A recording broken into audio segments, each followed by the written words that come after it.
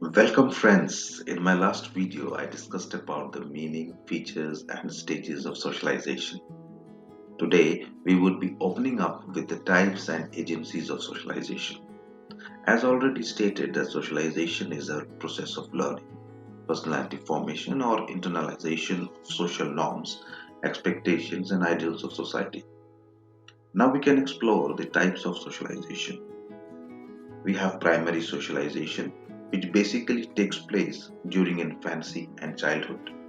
And the basic socialization agent here is family.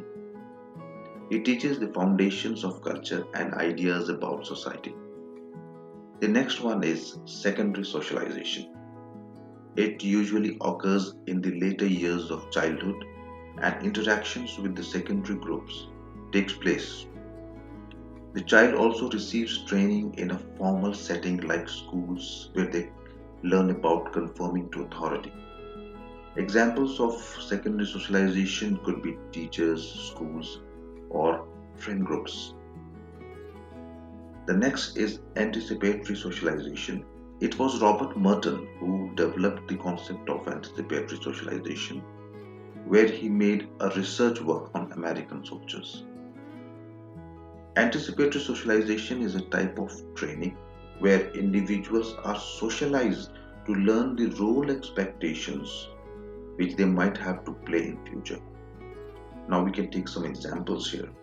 A boy interested to go in armed forces prepares himself physically and mentally, or a girl in a traditional family gets socialized for a married life by learning cooking or household skills. Resocialization, it is a process of discarding certain learned behavioral patterns and adopting new patterns due to major transformation in social role of a person. For example, a student moving abroad has to learn new behavioral patterns of a new country in order to fit in with the culture and new environment. Next one is gender socialization. It is the process by which the thoughts of male and females are prepared for different gender roles. WHO says gender refers to the socially constructed characteristics of men and women. The society provides a series of clues regarding dressing, behaving, etc. differently to male and females. We can take an example here. A baby girl is given a pair of dolls, whereas a baby boy may be given a toy gun.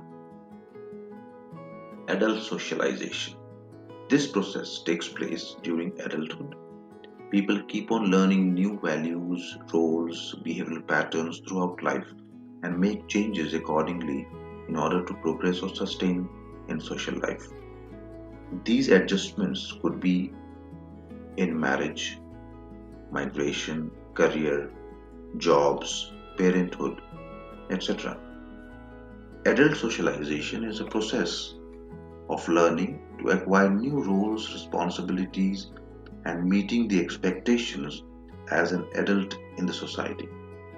However, the big issue is that does failure in appropriate socialization in adults leading them to become not so responsible members of society, where they are surrounded by the 21st century technological advancements, where all sorts of informations travel at lightning speed.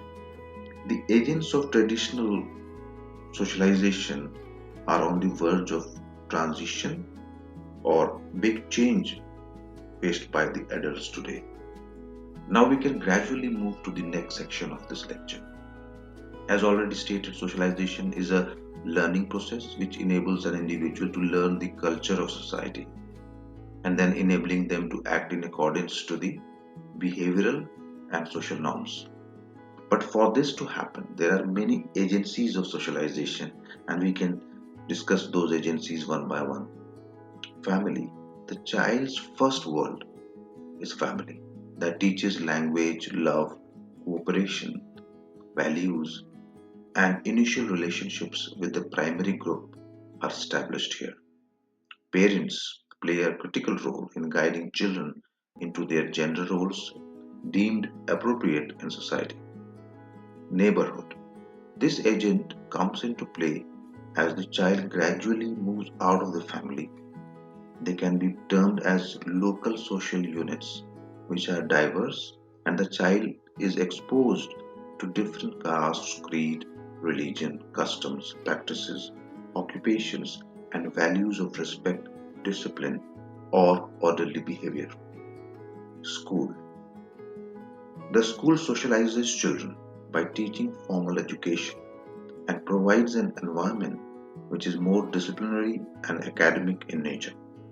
They learn about competition and achieving good grades to progress and also understand the aspects of failing or losing as part of social life.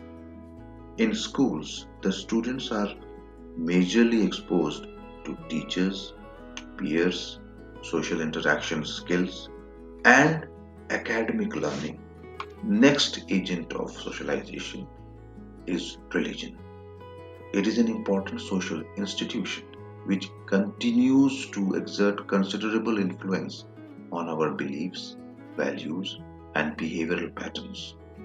It was Emile Durkheim who opined that religion is a unified system of beliefs and practices related to sacred things.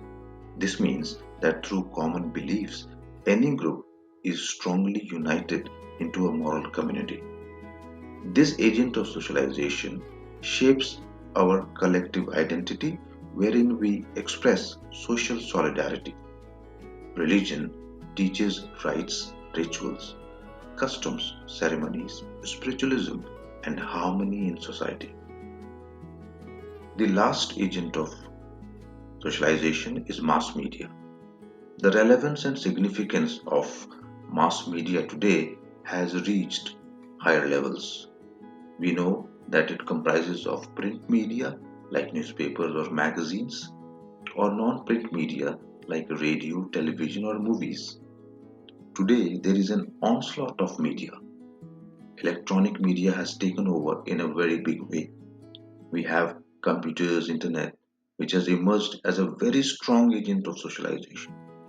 People today are exposed to the global community in an elaborate way through Twitter, Instagram, Facebook, WhatsApp, etc. Social networking platforms enables people to get influenced very easily and has given rise to different kind of sociability and socialization. It could be said that despite positive and negative influences, mass media contributes significantly to the socialization process. Coming to the recapitulation, here is what we learned in today's lecture. Types as you can see on the screen, followed by the agents of socialization. Now we come to the end of this session. I can only say that don't miss the opportunity to watch the sociologist group. Thank you.